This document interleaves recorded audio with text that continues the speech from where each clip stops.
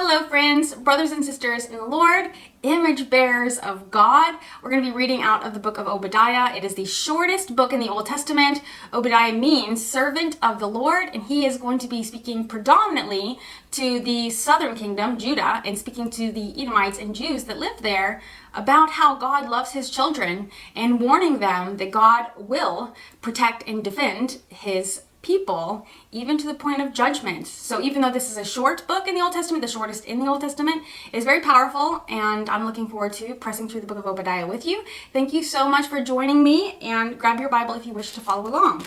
Obadiah. Edom's destruction. Edom's judgment announced. We have heard a message from the Lord that an ambassador was sent to the nations to say, "Get ready, everyone. Let's assemble our armies and attack Edom. The Lord says to Edom, I will cut you down to size among the nations.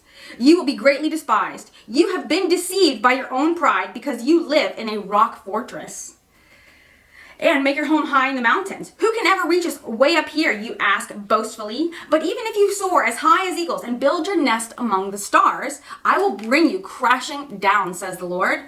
If thieves came at night and robbed you, what a disaster awaits you. They would not take everything. Those who harvest grapes always leave a few for the poor. But your enemies will wipe you out completely. Every nook and cranny of Edom will be searched and looted. Every treasure will be found and taken. All your allies will turn against you. They will help to chase you from your land. They will promise you peace while plotting to deceive and destroy you. Your trusted friends will set traps for you, and you won't even know about it. At that time, not a single wise person will be left in the whole land of Edom, says the Lord. For on the mountains of Edom, I will destroy everyone who has understanding. The mightiest warriors of Teman will be terrified, and everyone on the mountains of Edom will be cut down in a slaughter. Reasons for Edom's judgment. Because of your violence you did to your close relatives in Israel. You will be filled with shame and destroyed forever. When they are invaded, you stood aloof, refusing to help them. Foreign invaders carried off their wealth and cast lots to divide up Jerusalem.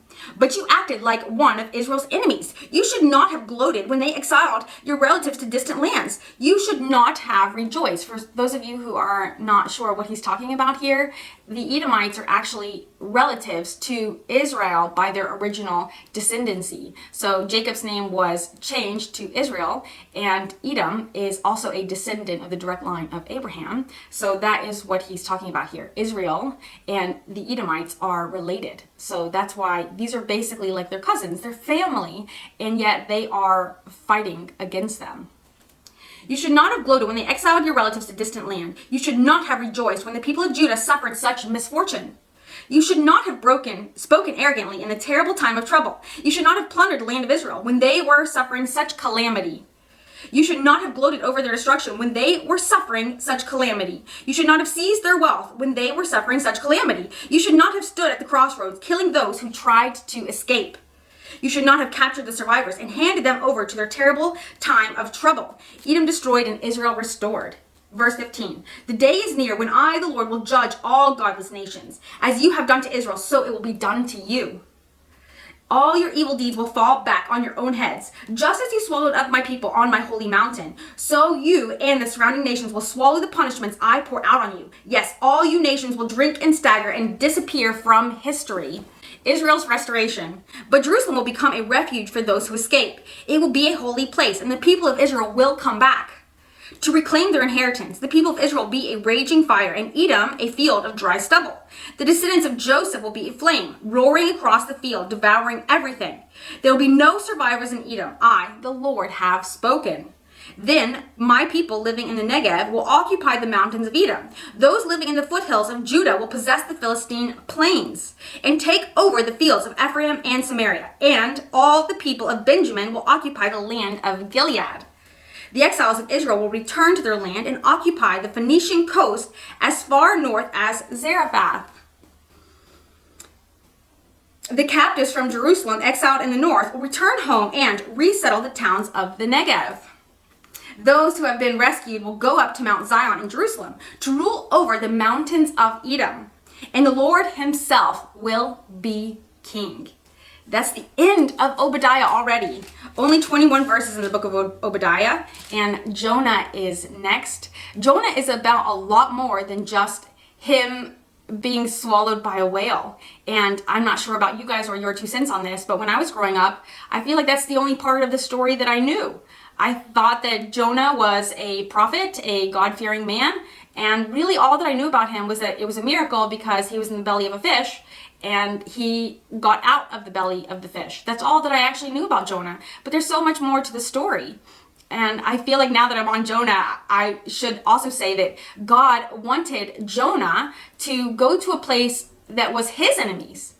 And we see here the Edomites, which are not the people whose hearts are after God. And God doesn't like it when they are rude to his people. How much more when God's people are rude to others and selfish about spreading the good news. So just because we might not like somebody doesn't mean we should not love them, show compassion to them, point them to Jesus Christ, encourage them in whatever way we see fit, pointing them to scripture, pointing them to the cross, telling them about our wonderful Lord and Savior. And Jonah was stubborn and hard-hearted, and he didn't want to do what God had asked him to do. I believe he's going to Nineveh to speak to the people there and to tell them and their cows to repent. And Jonah just doesn't want to do it, and he's doing everything in his power to resist what God wants him to do. And I do believe that we can resist God, and God will sometimes let us resist him, but there are times when God will not let us resist or thwart his plans, whether he decides to use us or someone else. God's plans will come to fruition, and God is going to use Jonah, and God is more certain and strong-minded in his will and his ways than Jonah is in his. So Jonah, in his stubbornness, he's resisting God. And every attempt he makes to defy and deny God's request for him, he still ends up having to go to Nineveh and to preach the gospel. And I believe he says something like 3 days. And what is the word that he uses? I can't think of it now. Something like Nineveh will be overturned, something like that.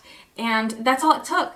That's all it took for the enemies to change, to repent, to turn back to God. And while it might not have lasted a very, very long time, it did last long enough. I do know the time frame, but I don't remember it off the top of my head, so I will find that information. But they did repent, and their cows repented for quite some time. And then Jonah, in his selfishness and stubbornness, goes under a plant with shade that God provided for him. And then when the plant withered up, Jonah continued to shake his fist at God. How often do we do the same thing? It's not easy, even for Obadiah, to be telling the Edomites and the Jews, you shouldn't be treating people so poorly and oppressing them. And God hates evil. It's so clear throughout the entire Bible. God loves love, joy, peace, patience, kindness, goodness, gentleness, faithfulness, and self-control. We can always be pouring out love in the Holy Spirit on others. And that's something that God does encourage us to do so. So there was a line in the beginning of Obadiah that I didn't read. Right after, apparently Obadiah is separated into 2 parts. The first part is Edom's destruction. This is a vision that the sovereign Lord revealed to Obadiah concerning the land of Edom. But that's kind of said throughout the Bible. So the first half of the 21 verses of Obadiah are Edom's destruction, and the second half is Israel's restoration. So despite the fact that God does warn us and encourage us, even if it's by wrath and judgment, he still has a remnant of people that are his chosen people, and those who are faithful and persistent to the end, to receive the crown of life that really matters by walking by faith and obedience and love of the Lord. So I will be done with my repetitive rambles. I just think it's incredibly important to see there has been a feud between Edom and Israel for so long, and God is going to show his wrath and his judgment and restore his people. We love you so much. Happy Thanksgiving if you're watching this anytime near when I post it. But whenever you watch this, thank you for joining us. And really quickly, Heavenly Father, we're just going to say thank you, thank you, thank you. Please help me to do your word justice by itself. It is so spotless, perfect, wonderful. We understand that it has withstood the test of time. And while there have been scribal errors, when I don't use the backspace or my eraser, I make so many mistakes. And yet none of these mistakes, despite the fact that they don't have a backspace, they don't have whiteout, they didn't have erasers or any of that stuff, text messaging, they didn't have talk to text, they didn't have any of those things, God, and they make less mistakes in the entirety of the Bible than I would make in a paragraph. And none of their mistakes changed the importance of your word, changed the message of what you're sharing with us, that you do hate evil, that you do want us to repent, that you do want us to crucify our flesh and to bear fruits in the Spirit, walking in the Holy Spirit, that we who chose to believe in Christ Jesus, we died with him on the cross, and we are resurrected in him by faith, that we are no longer us, but Christ who lives within us. So please help us to live for your name, your goodness, your glory. And when I am wrong, help me to know better and to change my ways and to speak the truth. I know that I might make mistakes, and I never want to say anything that is heretical or dangerous to your family, your children, your people. So when I'm wrong, you can correct me, they can correct me, Lord. But what I'm doing, all that matters is that people are pointed to you, because I am a mistake after a mistake and you still love me. But your word is spotless. Your word is wonderful. And we are looking to you, not to us, but to you and to your word, to your goodness, to your glory. I cannot say that enough, God. We want to be focused on you. We want to be walking in the Holy Spirit. Please help us to bear fruits in love and grace and kindness. Thank you for my brothers and sisters. It's in Jesus' name I pray. Amen.